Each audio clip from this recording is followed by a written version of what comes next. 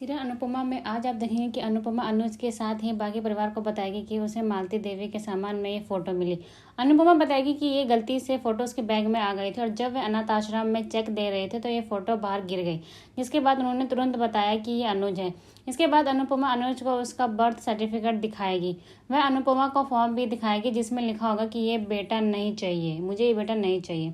इसके अलावा अनुपमा गुरु माँ के आश्रम में दिए हुए डोनेशन की पर्चियां भी दिखाएगी और कहती है कि ये सब इस बात का सबूत है कि आप मालती देवी के बेटे हैं। एक और जहां अनुज काफी हैरान दिखेगा, वहीं दूसरी ओर हर कोई अपनी अपनी बात रखेगा। कोई कहता है कि ये शॉकिंग है लेकिन इसकी बात सुननी जरूरी है। वहीं रोमिल कहता है कि उसे भी ऐसा ही महसूस हुआ था जब उसकी मम्मी ने उसके पापा से मिलाया था। अनुपमा अनुज को समझा रही होगी। इसी बीच मालती देवी अनुपमा से पूछेगी कि यह मेरा बेटा है। अनुपमा के हाँ कहने पर मालती देवी अनुज को गालों पर छूने की कोशिश करेगी और कहेगी ये मेरा बेटा अनुज। लेकिन अनुज मालती देवी को खुद से दूर कहेगा और कहेगा कि मुझसे दूर हो जाइए प्लीज। इसके बाद वो चिल्लाते हुए कहेगा कि आप मेरी मां नहीं है।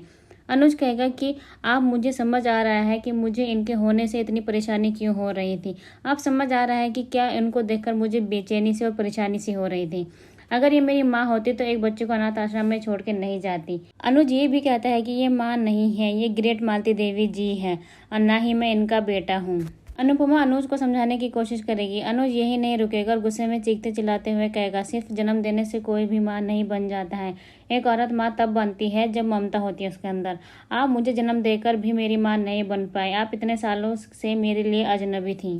अनुज मालती देवी से ये भी पूछेगा कि ऐसे क्या मजबूरी थी कि आप इतने साल से अपने बेटे को अनाथ आश्रम में फेंक कर भूल गई, एक बार भी पीछे मुड़ के नहीं देखा।